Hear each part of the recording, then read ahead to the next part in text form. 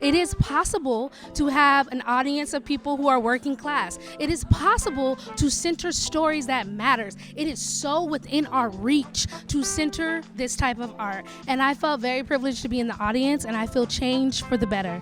I'm in a monkey suit to go to court so I can pay both lawyer fees to maybe see my kid 2 weekends a month. And here we unite.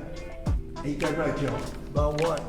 In here we unite, black, brown, and white. The Stage Left Festival was born out of conversations between Working Theater, Broadway Advocacy Coalition, and CUNY's Leadership for Democracy and Social Justice. It becomes harder to do movement work when you feel like you can't see the wins. So we said, well, what can we do? And how can we use storytelling to really re-emphasize and re-galvanize people to stay in this fight for the long haul? We can't do it without one another, and so it made sense to bring together an incredible spectrum of activists and artists to work on the same problems together over 2 weeks at Stage Left.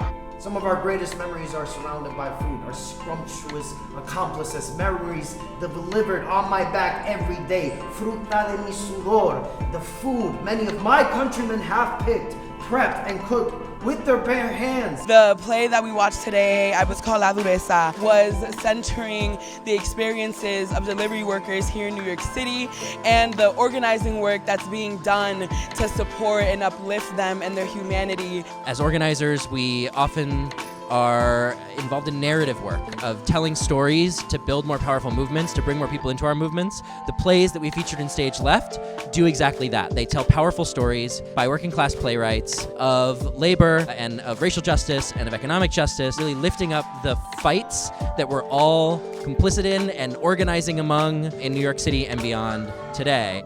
So that's rent, that's food, that's things that they're losing. So like the apps give them more to work, but it takes away security. Do you think these are fair working conditions? Alicia, no time. Make time.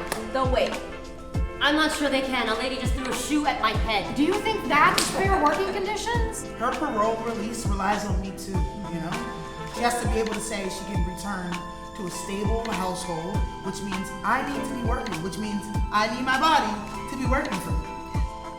I just came from seeing Date of Release by Andrea Ambam. It's so powerful. It doesn't matter if you've been incarcerated, whether you've been affected by incarceration. If you know someone who's incarcerated, the message, the medicine, the healing is so universal that it touches everyone. We see exactly how we are all interconnected, how our liberation is tied to each other's liberation. And I think that that is my biggest hope that audiences walk away from this work with. I think a lot of the times we forget how important stories are, how important stories motivate those who might not be at that level of like activism or radicalization, and seeing things that speak true, seeing things that resonate, hearing things that move the spirit do more to activate the next generation.